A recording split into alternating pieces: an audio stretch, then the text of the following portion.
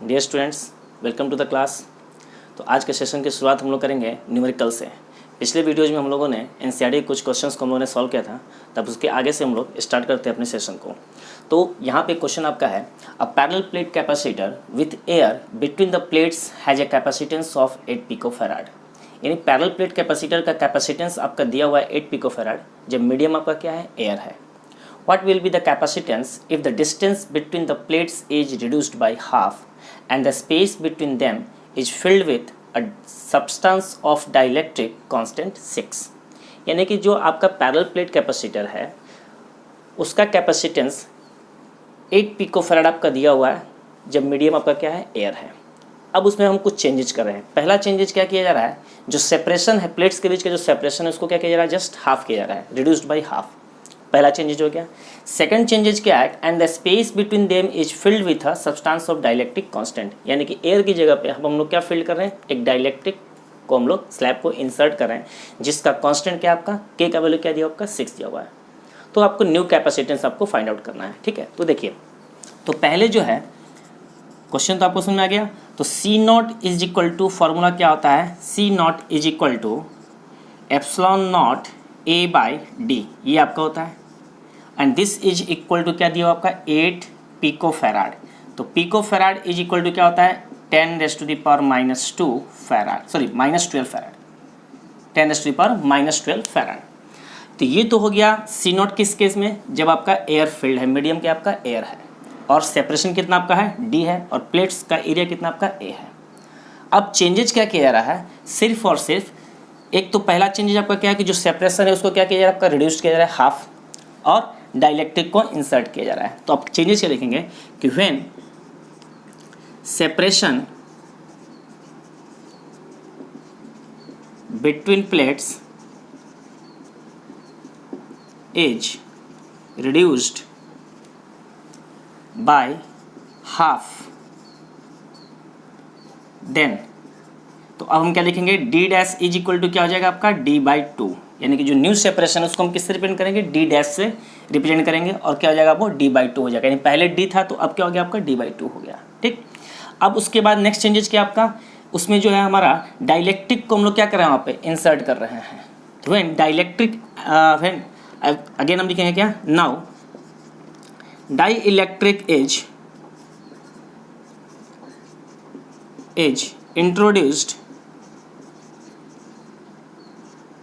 introduced between the plates। तो C is equal to क्या हो जाएगा, K times of epsilon naught A divided by d/2 हो जाएगा।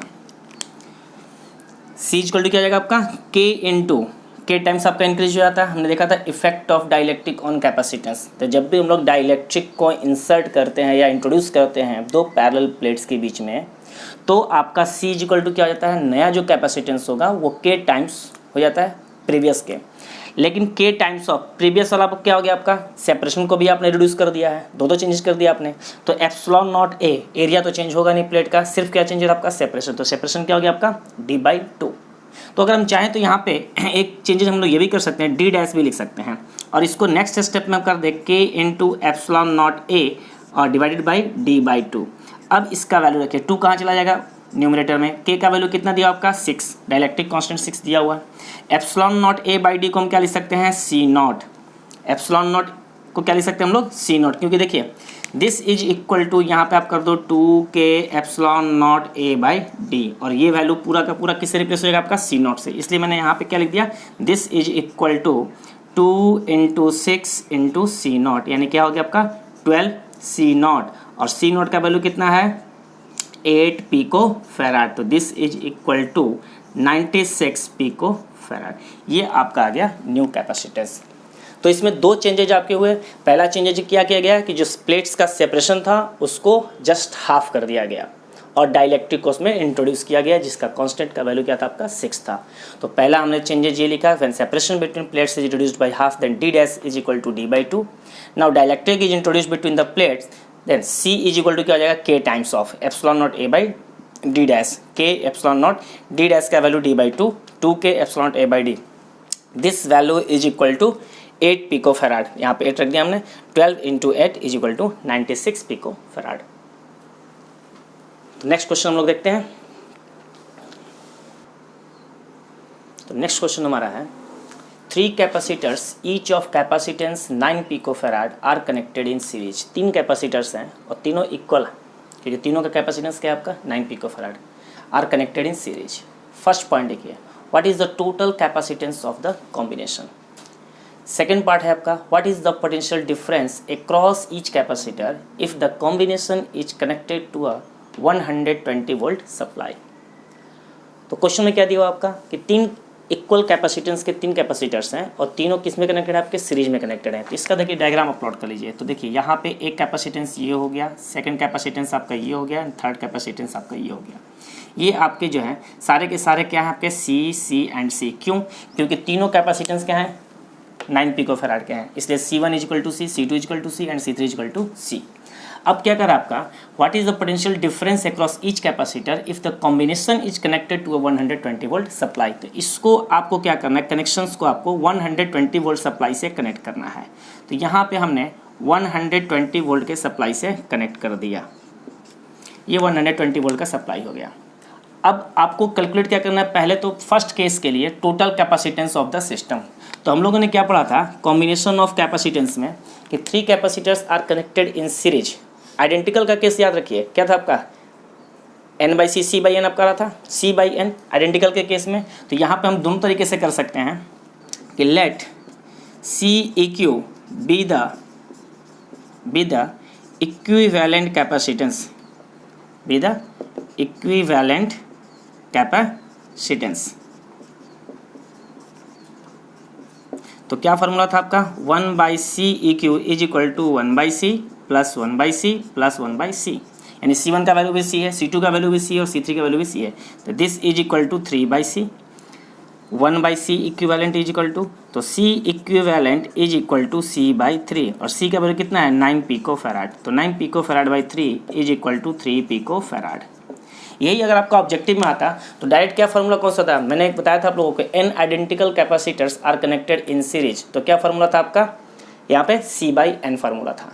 तो C/N देखिए, तो C हो गया आपका कैपेसिटेंस और N क्या हो गया नंबर ऑफ कैपेसिटर्स। तो यहाँ पे कितने कैपेसिटेंस है 3, तो C/3 और प्रोसेस वाइज कीजिएगा तो ये होगा C/N। तो ये तो पहले का आपका आंसर आ गया 3 पिको फैराड, ये आपका हो गया टोटल कैपेसिटेंस फर्स्ट का आंसर। अब देखिए, अब आपको कैलकुलेट करना है इन सभी के क्रॉस में, मान लीजिए कि ये टर्मिनल, तो यहाँ से इसके क्रॉस क्या हो जाएगा आपका V1, इसके क्रॉस क्या हो जाएगा आपका V2 पोटेंशियल डिफरेंस, और इसके क्रॉस मान लीजिए आपका V3। अब अगर आप ध्यान से देखोगे तो तीनों किस में कनेक्टेड है आपके सीरीज में, और सारे आपके कैपेसिटेंस क्या आपके इक्वल हैं। तो जब इक्वल कैपेसिटेंस हैं तो सभी में वोल्टेज का डिस्ट्रीब्यूशन भी क्या होगा आपका इक्वल होगा। तो कितना हो जाएगा टोटल आपका हो गया 120 वोल्ट का आपने सप्लाई दिया। तो 120 वोल्ट जो है वो इसमें वोल्टेज क्या होगा आपका, सीरीज में क्या होता है वोल्टेज का डिस्ट्रीब्यूशन होता है, वोल्टेज का क्या होगा आपका डिस्ट्रीब्यूशन। तो इस केस में हम लोग डायरेक्ट लिख सकते हैं कि potential difference across each capacitance is equal to 120 volt by 3, क्योंकि तीनों कैपेसिटर्स आपका आइडेंटिकल हैं तो तीनों में इक्वली आपके वोल्टेज क्या होंगे डिस्ट्रीब्यूट होंगे। तो सेकेंड पार्ट का आंसर हम क्या लिखेंगे यहाँ पे, potential difference across each capacitor is क्या हो जाएगा आपका 120 डिवाइडेड बाई 3 यानी कि 40 वोल्ट। ये तो हो गया आपका शॉर्ट ट्रिक। अब अगर मान लेते हैं ये आइडेंटिकल था तो अब आपका हो गया, आपने सिंपली क्या किया 120 वोल्ट में 3 से डिवाइड कर दिया, इक्वल आपका डिस्ट्रीब्यूशन हो गया। लेकिन मान लेते हैं अगर ये आइडेंटिकल नहीं होता, उस केस में हम लोग क्या करते हैं, मान लेते हैं कि यहाँ पे 2 माइक्रोफैराड, यहाँ पे 3 माइक्रोफैराड और यहाँ पे 4 माइक्रोफैराड का कैपेसिटेंस होता है। उस केस में हम क्या करते हैं, कैसे कैलकुलेट करते हैं, तो देखिए इसका जो मेथड है वो क्या करते हैं हम लोग, यहाँ पे अपने टोटल कैपेसिटेंस आपने निकाल लिया, सीरीज कॉम्बिनेशन हम लोग निकाल लिए। अब इसी क्वेश्चन को मैं सॉल्व कर रहा हूँ, तो देखिए तो टोटल चार्ज आप निकालिए पहले। तो टोटल चार्ज कितना हो गया, तो टोटल चार्ज क्या हो जाएगा, Q is equal to C equivalent और इंटू V। C इक्विवेलेंट कितना आपका आया 3 पिको फैराड, तो 3 इंटू 10⁻⁻12 और यहाँ पे वोल्टेज कितना आपका है 120 यानी कि 360 इंटू 10⁻⁻12 कूलम, ये टोटल चार्ज आ गया। अब जरा देखिए, यानी कि पूरे सिस्टम में चार्ज कितना आपका हो गया 360 इंटू 10⁻12 कूलम। अब देखिए इस पे जो है आपका सीरीज में जब है तो सीरीज में आपका चार्ज क्या होता है सेम, यानी कि इस पे भी चार्ज कितना होगा Q, इस पे भी चार्ज कितना होगा Q, और इस पे भी चार्ज क्या होगा आपका Q। तो यहाँ से लिख सकते हैं यूजिंग, ऐसे लिखें कि since Q is equal to CV, तो यहाँ पर हम लिख सकते हैं Q1 is equal to C into V1, sorry Q1 है Q ही लिखते हैं, तो यहाँ से V1 इज इक्वल टू क्या आ जाएगा Q divided by C, 360 into 10⁻⁻20 divided by C का वैल्यू कितना हो जाएगा आपका, कैपेसिटेंस कितना है आपका 9 पिको फैराड, तो यहाँ पे क्या लिखेंगे 9, और पिको फैराड का मतलब क्या हो जाएगा आपका 10⁻⁻12, ये कैंसिल, ये कैंसिल, 9 से शो करेंगे 40 आ गया 40 वोल्ट, ये आंसर दोनों आपका सेम आ गया। तो ये हो गया आपका V1 इक्वल टू यानी potential difference across first capacitor. उसी तरीके से V2 के लिए भी करेंगे, फॉर्मूला आपका ही रहेगा सर C इंटू V2 हो जाएगा, क्योंकि चार्ज सेम कैपेसिटेंस सेम, तो V2 इज इक्वल टू क्या हो जाएगा Q by C, V3 is equal to क्या हो जाएगा Q बाई C, सबका वैल्यू क्या जाएगा आपका 40 वोल्ट। तो इक्वल डिस्ट्रीब्यूशन रहेगा तो डायरेक्ट हम लिख सकते हैं, अगर इक्वल चार्जेज अगर सीरीज में है तो क्या हो जाएगा 120/3, और अगर अलग अलग रहेगा तो इस प्रोसेस से पहले हम टोटल चार्ज निकालेंगे, क्योंकि नेट कैपेसिटेंस हम निकाल चुके हैं, तो यहाँ से आप टोटल चार्ज निकाल लीजिए। सीरीज में चार्ज आपका क्या रहता है कांस्टेंट, वहाँ से Q equal to CV formula use कीजिए, C1 का वैल्यू लीजिए और V1 equal to Q by C1, V2 equal to Q by C2, V3 equal to Q by C3, लेकिन यहाँ पे C1 C2 C3 दोनों आइडेंटिकल, इसे सब जगह क्या आएगा आपका C आएगा। तो इस तरीके से हम लोग इसको सॉल्व करेंगे। कुछ और एग्जाम्पल्स के साथ हम लोग मूव करते हैं नेक्स्ट क्वेश्चन। तो नेक्स्ट क्वेश्चन हमारा है 3 capacitors of capacitance 2 picofarad, 3 picofarad and 4 picofarad are connected in parallel. Previous case में क्या था आपका सीरीज में कनेक्शन था, इसमें क्या है आपके पैरेलल में कनेक्शन है, और सारे जो कैपेसिटर हैं वो सारे के सारे क्या आपके डिफरेंट हैं। First part, what is the total capacitance of the combination, ये तो आपका इजीली कैलकुलेट हो जाएगा, पैरेलल में क्या होता है सिंपली आप उसको ऐड कर देना है। सेकेंड पार्ट आपका है determine the charge on each capacitor if the combination is connected to 100 volt supply, यानी कि आपको हर एक कैपेसिटर पे आपको चार्ज कैलकुलेट करना है if the combination is connected to 100 volt supply. तो ये जो कॉम्बिनेशन आपका है किस चीज़ का कॉम्बिनेशन आपका पैरेलल का है, तो पैरेलल का सबसे पहले डायग्राम प्लॉट कीजिए आप, तो ये आपका हो जाएगा, ये एक ऐसे कर दो, ये आपका ये हो गया, और एक आप ले लो थर्ड, और ये आपका हो गया सप्लाई, सप्लाई कितना दिया आपका 100 वोल्ट, तो यहाँ पे क्या आ गया आपका 100 वोल्ट, और यहाँ पे आप ले लो C1, this is the C2 and this is the C3। अब ये तीनों जो हैं कैपेसिटर्स आपका किस में कनेक्ट हो गए पैरेलल में, और पूरे कॉम्बिनेशन को किससे कंबाइन किया हुआ है कनेक्ट किया हुआ है 100 वोल्ट बैटरी से, ठीक है। तो सॉल्यूशन देखिए, तो पहला पार्ट क्या आपका पैरेलल कॉम्बिनेशन, तो लिखेंगे डायरेक्ट हम लोग क्या टोटल कैपेसिटेंस, टोटल कैपेसिटेंस, तो टोटल कैपेसिटेंस क्या हो जाएगा एज, यानी C is equal to C1 plus C2 plus C3, क्योंकि पैरेलल कॉम्बिनेशन ऑफ कैपेसिटर्स में क्या होता है आपके सारे ऐड हो जाते हैं, तो this is equal to 2 plus 3 plus 4 कितना हो जाएगा आपका 9 पिको फैराड, ये आपका आ गया फर्स्ट आंसर, ठीक है। 4 plus 3 7, 7 plus 2 9, 9 pico farad, this is the total capacitance of this combination. अब आते हैं सेकंड पार्ट में। सेकंड पार्ट में आपका क्या कहता है determine the charge on each capacitor, यानी कैपेसिटर C1 पे कितना चार्ज है, कैपेसिटर C2 पे कितना चार्ज है एंड कैपेसिटर C3 पे कितना चार्ज है। अब देखिए मैंने पिछले वाले केस में क्या बताया था कि जब सीरीज में आपके कनेक्टेड होते हैं तो वहाँ पे क्या सेम होता है, चार्ज आपका सेम होता है, चार्ज का मतलब करंट सेम होता है, इसकी वजह से चार्ज आपका क्या हो गया सेम, वोल्टेज का डिस्ट्रीब्यूशन होता है।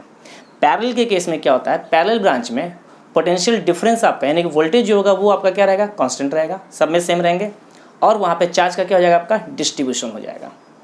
तो यहाँ पे अगर 100 वोल्ट से हमने कनेक्ट कर रखा है तो इस वाले ब्रांच में भी आपका पोटेंशियल डिफरेंस क्या होगा 100 वोल्ट, क्योंकि ये पैरेलल है, ये भी इसमें भी कितना होगा आपका 100 वोल्ट, इसमें भी कितना होगा आपका 100 वोल्ट, यानी potential difference in parallel branch क्या होगा आपका सेम रहेगा सभी में, ठीक है। तो इसके अक्रॉस कैपेसिटेंस, इस कैपेसिटेंस के अक्रॉस पोटेंशियल डिफरेंस 100 वोल्ट, इसके अक्रॉस भी कितना हो गया आपका 100 वोल्ट, और इसके अक्रॉस भी क्या हो गया आपका 100 वोल्ट। यहाँ पे लिखेंगे क्या in parallel combination, in parallel combination potential difference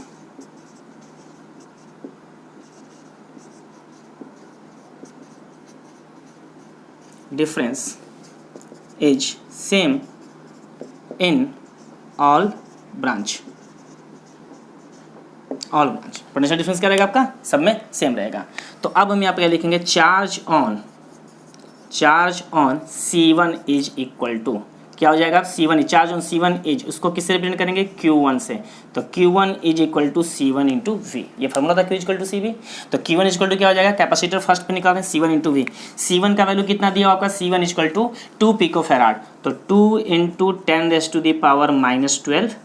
V equal to क्या दिया आपका 100, this is equal to 2 into 10⁻⁻10 coulomb. ये आपका चार्ज आएगा किस पे, कैपेसिटर 1 पे। अब उसी तरीके से चार्ज ऑन C2 इज, इसको किसे डिपेंड करेंगे, Q2 is equal to C2V।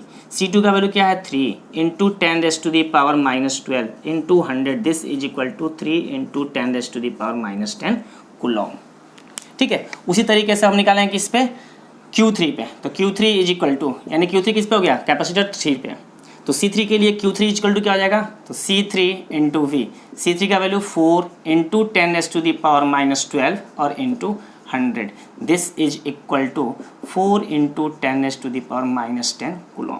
तो ये आ गया आपका individual charge on the capacitor.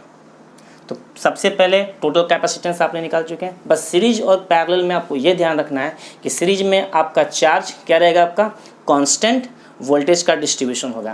Parallel में क्या होगा, आपका वोल्टेज कांस्टेंट होगा और चार्ज का क्या होगा, आपका डिस्ट्रीब्यूशन होगा। तो ये आपका प्रोसेस है इसको कैलकुलेट करने का।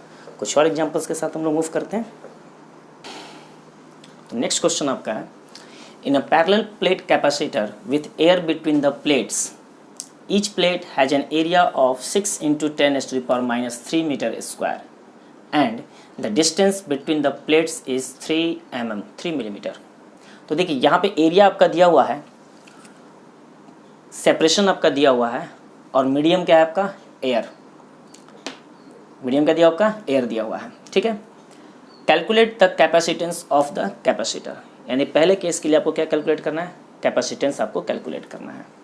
If this capacitor is connected to a 100 volt supply, what is the charge on each plate of the capacitor?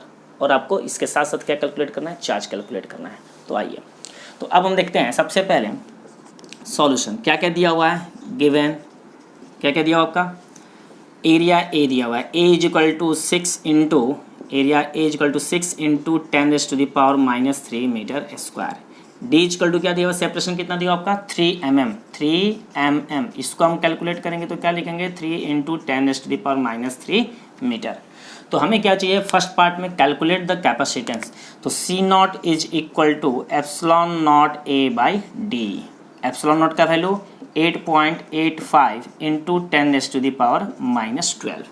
Area कितना आपका है, तो 6 इंटू 10⁻⁻3, और d कितना आपका दिया हुआ है 3 into 10⁻⁻3। This and this cancel out, 3 ये 2 टाइम्स कैंसल आउट। यहाँ से सॉल्व कीजिएगा तो ये आपका आ जाएगा 0, ये हो जाएगा 7 और ये हो जाएगा आपका 17.7 इंटू 10⁻⁻12। इसको हम चाहें तो अप्रॉक्सीमेट 18 पिको फैराड हम लोग लिख सकते हैं। 17.7 यानी कि अप्रॉक्सीमेट कितना जाएगा आपका 18 पिको फैराड। तो कैपेसिटेंस आपका कितना आ गया 18 पिको फैराड। अब आते हैं सेकंड केस पे। If this capacitor is connected to 100 volt supply, यानी कि V इज इक्वल टू क्या दिया आपका, तो दिया हुआ क्या, now V is equal to 100 volt आपका दिया हुआ है। हमें क्या कैलकुलेट करना है, चार्ज। तो Q इज इक्वल टू क्या होता है आपका C0 into Q0 is equal to क्या हो जाएगा C0V। This is equal to C0 का वैल्यू 18 पिको फैराड यानी 10⁻⁻12 इंटू V कितना आपका है 100, V is equal to 100 volt. तो this is equal to 18 into 10⁻⁻10 coulomb charge. तो ये आपका आ गया charge on the plates of capacitor Q0 is equal to. अब इसी में NCERT में आपका जो है नेक्स्ट क्वेश्चन इसी के बेस्ड पे है, यानी मेन पैराग्राफ आपका ये रहेगा, कुछ चेंजेज हमें करने हैं तो वो चेंजेज हम लोग देखते हैं इसका।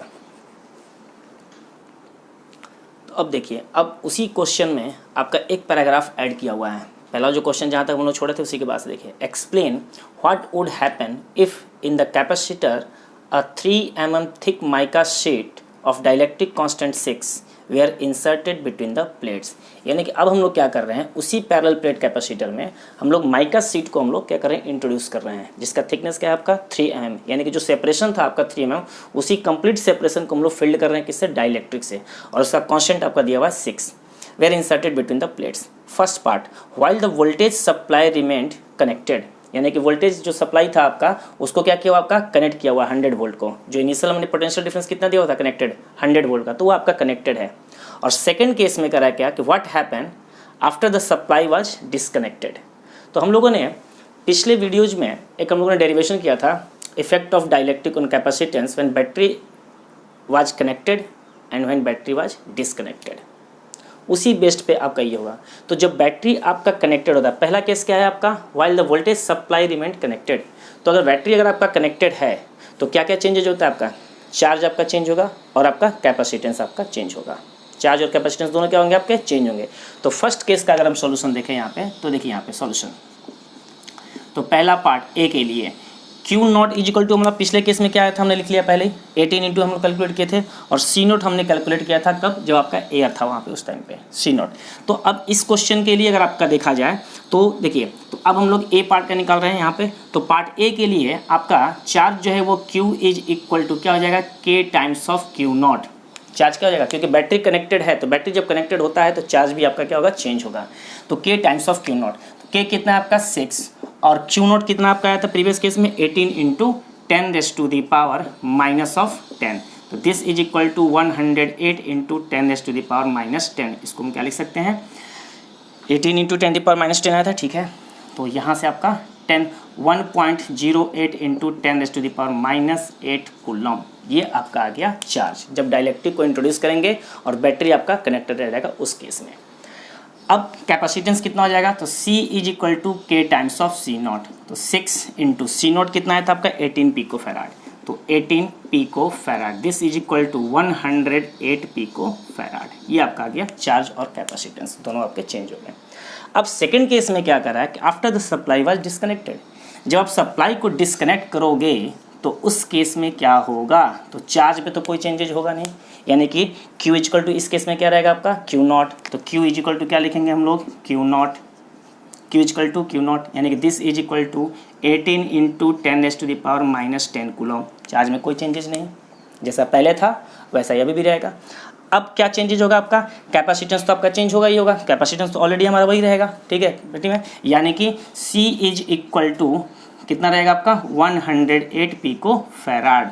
अब क्या चेंजेज होगा आपका, पोटेंशियल जो आपका होगा प्लेट्स का वो क्या करेगा, आपका रिड्यूस्ड होगा, तो पोटेंशियल आपका चेंज होगा। तो V इज इक्वल टू क्या लिखेंगे हम लोग, Q बाई C, यानी V जो आपका रिड्यूस हो रहा है, ठीक है। तो V is equal to Q by C, Q कितना आपके पास है, तो 18 into 10 raise to the power minus 10, C कितना है 108 into 10 raise to the power minus 12, ये कितना हो जाएगा आपका 6, 10 टू द पावर माइनस 12 और ये 10 to the power minus 10 solve करेंगे तो क्या आ जाएगा आपका 100/6, दिस इज इक्वल टू 16.67, और ये क्या आ गया आपका वोल्ट आपका आ गया।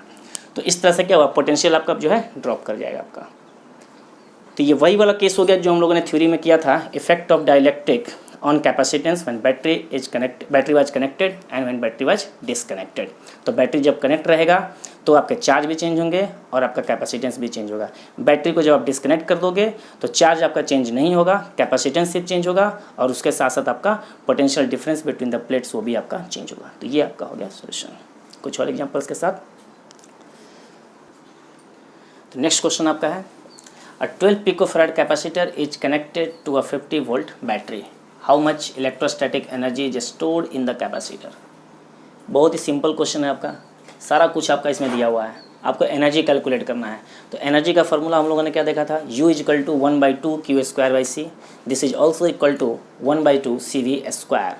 तो यहाँ पे सबसे पहले जो दिया हुआ है पहले आप उसको लिख लीजिए, क्या डाटा दिया हुआ है। तो गिवन डेटा कौन कौन सा दिया हुआ है, कैपेसिटेंस C कितना दिया हुआ आपका 12 पिकोफैराड, उसके बाद वोल्टेज आपका दिया हुआ है, तो V इजिकल टू कितना दिया हुआ है 50 वोल्ट। तो आप देखोगे कि एनर्जी का फॉर्मूला जो दिया हुआ उसके अकॉर्डिंग कौन कौन सा होता है, तो 1/2 CV²। अगर चार्ज दिया हुआ था तो क्या रहता है, आप चार्ज और कैपेसिटेंस दिया रहता तो Q²/2C, ठीक है। तो पहले आप जो भी डेटा है उसको आप लिख लीजिए, उसके बाद देखिए कौन सा फार्मूला हमारा सुटेबल है। तो यहाँ पे एनर्जी का फार्मूला क्या हो जाएगा, energy stored in the capacitor, direct फार्मूले पे आपका आ गया, in the capacitor is U is equal to 1/2 CV square. तो 1/2 C का वैल्यू कितना दिया आपका 12 इंटू 10⁻⁻12 और V कितना दिया हुआ आपका 50 का स्क्वायर करेंगे। तो यहाँ से देखिए ये 2 और ये 6 टाइम, यहाँ से देखिए 0 का स्क्वायर है तो यहाँ से 2 पावर आपका कैंसिल हो जाएगा, तो क्या बच जाएगा 5 इंटू 5 स्क्वायर क्या, 25 इंटू 6 कितना हो जाएगा 150 इंटू 10⁻⁻10। इसी को क्या लिख सकते हैं 1.5 इंटू 10⁻⁻8 और एनर्जी का यूनिट क्या होता है जूल। तो यहाँ पे क्या आ गया आपका joule. This is your answer. Okay, तो अब हम लोग कुछ और क्वेश्चंस को देखते हैं। तो नेक्स्ट क्वेश्चन आपका है a 600 picofarad capacitor is charged by a 200 volt supply. It is then disconnected from the supply and is connected to another uncharged 600 picofarad capacitor. How much electrostatic energy is lost in the process. ठीक है, तो अब जरा देखिए यहाँ पे पहला case में क्या करा आपका कि 600 picofarad capacitor is charged by a 200 volt supply. पहले से ये आपका जो है बैटरी से कनेक्टेड है तो ये फुली चार्ज हो जाएगा, तो उस पर टोटल वोल्टेज कितना असाइन हो जाएगा आपका 200 वोल्ट। अब उसके बाद इसको क्या किया गया डिस्कनेक्ट कर दिया गया और डिस्कनेक्ट करने के बाद किसी अनदर कैपेसिटर्स अनचार्ज कैपेसिटर्स जिसकी कैपेसिटी 600 पिकोफैराड है उसके साथ कनेक्ट किया गया। तो how much electrostatic energy is lost in the process. तो पिछले वीडियो में हमने देखा था loss of energy on charge sharing, हमने उसका डेराइव भी किया था loss of energy on charge sharing. तो केस क्या था वहाँ पर भी कि दो चार्ज का शेयरिंग का होता है जो वह पैरेलली कनेक्ट होते हैं। ठीक है, तो यहाँ पर भी कुछ वही केस है, तो फॉर्मूला आपका वही यूज होगा जो हम लोगों ने उसमें डिराइव किया था। तो अब जरा देखिए तो यहाँ पे क्या क्या दिया, पहले आप वो चीज़ें को मेंशन करो। C1 इज इक्वल टू कितना दिया आपका 600 पिकोफैराड, ये आपका दिया हुआ है 600 पिकोफैराड आपका दिया हुआ है। ठीक है, C1 equal to C2 is equal to कितना दिया आपका C2 is equal to also 600 picofarad, इसका भी वैल्यू क्या है आपका सेम है correspondingly. V1 is equal to कितना आपका दिया हुआ 200 वोल्ट और V2 इज इक्वल टू क्या हो जाएगा आपका 0 वोल्ट हो जाएगा। क्यों 0 वोल्ट हो जाएगा, देखिए पहला कैपेसिटर जो है कनेक्टेड है 200 वोल्ट से, तो जब कनेक्टेड है तो वो कैपेसिटर कितना वोल्टेज को स्टोर करेगा, यानी उस पर कितना पोटेंशियल डिफरेंस आपका आ जाएगा 200 वोल्ट का आ गया, तो उसका वोल्टेज की पोटेंशियल कितना हो गया आपका 200 वोल्ट। अब उसको डिस्कनेक्ट कर दिया गया। ठीक है, डिस्कनेक्ट कर दिया गया। C2 जो है वो क्या है पहले से क्या दिया हुआ अनचार्ज कैपेसिटर 600 पिकोफैराड। अनचार्ज का मतलब क्या हो गया कि वो अनचार्ज यानी कि उस पर कोई पोटेंशियल आपका नहीं है, इसलिए V2 क्या हो गया आपका 0। तो अब हमारे पास फार्मूला क्या था लॉस ऑफ एनर्जी का, तो लॉस ऑफ एनर्जी तो लॉस ऑफ एनर्जी को हम लोग किससे रिप्रेजेंट करते हैं डेल यू से। This is equal to formula क्या था आपका C1 C2 bye 2 C1 plus C2 और into V1 minus V2 whole square, ये फार्मूला हमारा था C1 C2 by 2 C1 plus C2 into V1 minus V2 का होल स्क्वायर। वैल्यू आप सारा रख दीजिए। C1 कितना आपका तो 600 into 10⁻⁻12 into 600 into 10⁻⁻12 divided by 2 into C1 और C2 दोनों आपका सेम ही है, तो यहाँ पर लिख देते हैं 600 इंटू 10⁻⁻12 प्लस 600 इंटू 10⁻⁻12 और V1 minus V2 whole square. V1 equal to कितना आपका दिया 200, तो 200 माइनस 0 का होल स्क्वायर। इसको सॉल्व करेंगे हम लोग। तो यहाँ से देखिए 600 प्लस 600 कितना जाएगा आपका, तो यहाँ पर लिखेंगे 1200 हो जाएगा। 1200 और इंटू 2 कितना हो जाएगा आपका, तो यहाँ पे आप लिखो 6 इंटू 6। सबसे पहले आप इसको सॉल्व करने की कोशिश करो, देखिए कैसे।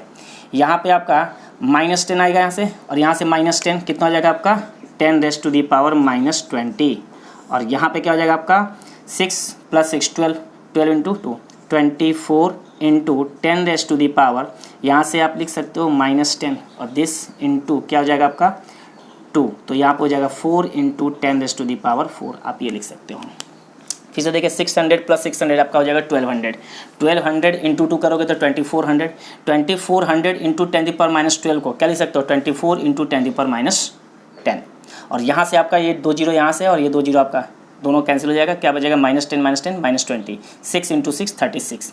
अब देखिए यहाँ से 4 ये टाइम्स आपका क्या हो जाएगा 6 से ये कितना हो गया आपका 6, क्या आ जाएगा आपका आंसर। अब यहाँ से देखिए सॉल्व करेंगे, -20 -10 यहाँ पे क्या सॉल्व करने पे -10 और +4 क्या आ जाएगा -6, यानी कि दिस इज इक्वल टू 6 × 10⁻⁻6 और एनर्जी का यूनिट क्या होता है आपका जूल। तो 6 × 10⁻⁻6 joule of energy is lost in this process. तो न्यूमेरिकल से ज़्यादा घबराना नहीं चाहिए। न्यूमेरिकल्स जो भी आपका दिया हुआ, सबसे पहले जो डेटा आपका दिया हुआ है आप उसको पहले लिखिए, क्या फाइंड आउट करना है ये आपके माइंड में होना चाहिए, और उसके बाद आप रिलेट कीजिए कि हमें जो डिटरमाइन करना है, जो फाइंड आउट करना है और जो चीज़ें हमारे पास अवेलेबल हैं उसमें क्या रिलेशन है। तो आपको ऑटोमेटिकली कुछ ना कुछ फार्मूला आपके पास सामने माइंड में जरूर आएगा और उसके भी आप हम लोग आसानी से सॉल्व कर सकते हैं। अब ये नहीं क्वेश्चन देखा और फटाफट सोचे कि सॉल्व करते, नहीं, पहले जो दिया हुआ है पहले आप उसको लिखो, मेंशन करो आपको क्या क्या दिया हुआ है, क्या हमें फाइंड आउट करना है, तो आप रिलेशन देखिए कि क्या फार्मूला इसमें हो सकता है। तो इस तरीके से न्यूमेरिकल्स जो आपका बहुत ही आसान हो जाएगा। डेटाज को अगर आप कैलकुलेट सबसे पहले आप लिखा करो, उसके बाद सॉल्व करने का सोचा करो। तो क्वेश्चंस को पहले आप स्प्लिट कीजिए, मैसेज वहाँ से निकालिए क्या क्या दिया हुआ है, तो उसके बाद सॉल्व करने की कोशिश कीजिए। तो आज का सेशन हम लोग यहीं पे एंड करते हैं। नेक्स्ट वीडियो में कुछ और इम्पॉर्टेंट क्वेश्चंस के साथ हम लोग अवेलेबल होंगे। उसमें हम लोग ग्रुपिंग ऑफ कैपेसिटर्स पे हम लोग बहुत सारे क्वेश्चंस को सॉल्व करेंगे, जो कि मेंस में भी आपके आते हैं और एग्जाम्स में भी आपके आते हैं। मेंस में भी आपका जो है ग्रुपिंग ऑफ कैपेसिटर पे, और आपका नीट में भी जो है इससे बहुत क्वेश्चंस आपके आते हैं। तो उसके हम लोग कुछ नए क्वेश्चंस के साथ हम लोग जो है अपने सेशन की शुरुआत करेंगे। तो नेक्स्ट वीडियो में हम लोग मिलेंगे नए क्वेश्चंस के साथ, कुछ नए आइडियाज़ के साथ। तो आज का सेशन हम लोग यहीं पे एंड करते हैं। Thank you. हाँ, एक बात और, जो लोग इस वीडियो को पहली बार देख रहे हैं चैनल को सब्सक्राइब जरूर करें और अपने दोस्तों के साथ ज़्यादा से ज़्यादा शेयर करें, जिससे कि हम लोग नए क्वेश्चंस के साथ आप लोगों को तो पहुंचा सकें। Thank you.